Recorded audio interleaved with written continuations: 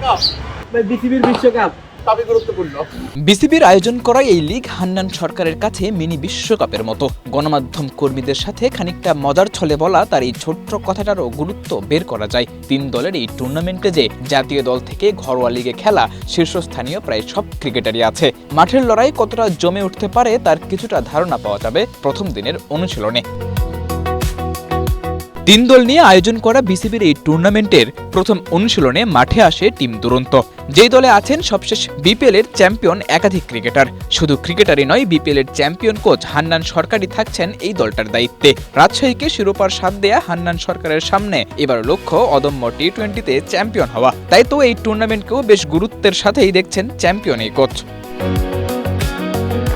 হান্নান সরকারের টোটকাতেই বিপিএল এ দুর্দান্ত পারফরমেন্স করেছেন আব্দুল গাফফার সাকলাইন। অদম্য টি-20তেও লক্ষ্যটা একই রকম। সবার মাঝেই তাই কোচের থেকে আলাদা কিছু পরামর্শ নেয়ার চেষ্টা তরুণ এই ক্রিকেটারের। বিপিএল খেলতে আসা কিংবদন্তি ক্রিকেটার মঈন আলীর থেকে প্রশংসা পাওয়া আরিফুলও সুযোগ পেয়ে হান্নান সরকারের থেকে নিয়েছেন টোটকা। নিজেদের এগিয়ে নিতে তরুণ ক্রিকেটারদের এই চেষ্টাই প্রমাণ করে বিসিবির স্বল্প দৈর্ঘ্যের এই টুর্নামেন্ট নিয়েও ক্রিকেটাররা বেশ সিরিয়াস।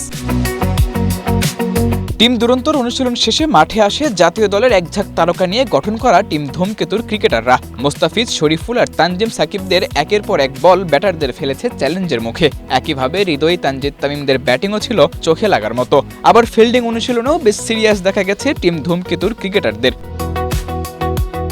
অনুশীলন দেখেই স্পষ্ট মাঠের ক্রিকেট হতে পারে কতটা প্রতিদ্বন্দ্বিতাপূর্ণ। একদিন বাদে 5 ফেব্রুয়ারি থেকে শুরু হওয়া অদম্য টি-20 টুর্নামেন্টের খেলাগুলো স্কুল ও কলেজের শিক্ষার্থীরা উপভোগ করতে পারবে একদম বিনামূল্যে। এক্ষেত্রে তাদের সঙ্গে আনতে হবে শিক্ষার্থী আইডি কার্ড। তবে মাঠের খেলা জমে উঠলে টিকিট কেটেও এই খেলা উপভোগ করতে মাঠে আসতে পারে হাজার হাজার দর্শক।